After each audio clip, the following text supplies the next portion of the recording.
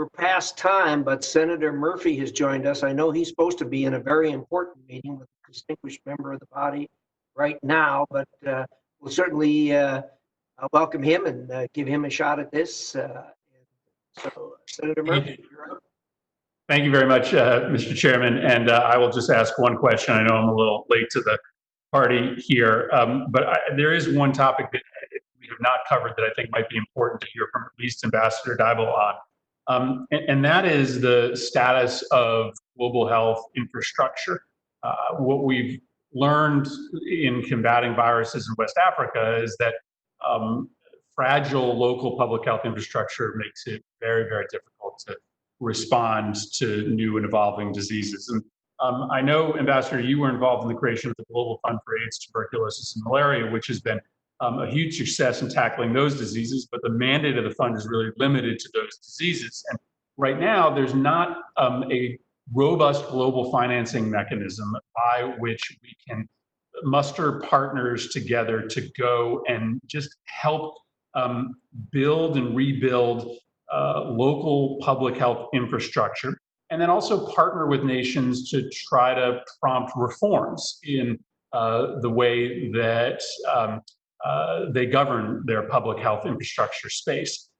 So one of the things we've talked about across the aisle is whether there's a need for the United States to stand up that kind of capacity with other partners, and on a non-disease specific basis, go in and work with nations where we know there's vulnerabilities and we know there's likely going to be future viruses and pandemics, and just do some basic building block work of public health infrastructure where it's lacking.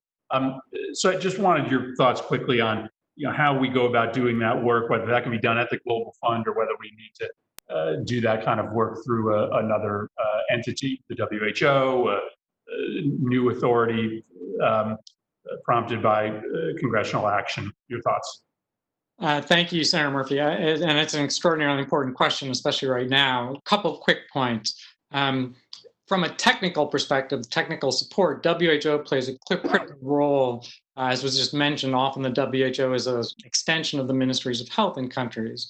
So they do play a critical role on the technical side, but not on the financing side. And so the financing piece is a little bit different. The Global Fund would have the capacity, certainly with new money now, to scale up support to countries for infrastructure, for procurement, for the pieces that are necessary to respond to COVID right now.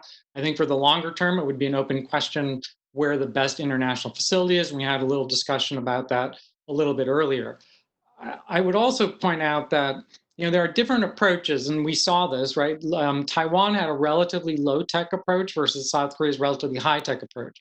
Because of the investments the US and others have made in HIV, TB, malaria vaccination, maternal and child health, South Africa has fielded 28,000 community health workers to go out and do contact tracing. Sierra Leone has 9,000. In the Ebola crisis, it was those workers that went around that were repurposed, in a sense, from what had gone into the institution building. But we absolutely need more laboratory capacity. We need more structure. And this is where the complementary opportunities for CDC, and which does this all the time, and GHSA, USAID bilaterally, but then multilaterally without a financing institution to complement the technical institutions, we won't be able to get there. And I believe, and I'm a little biased having run the Global Fund, but I also ran PEPFAR, so I have both perspectives. They could absorb money now while the conversation is going on for what it would do for the future. Great. Thank you, Mr. Chairman. I appreciate the time.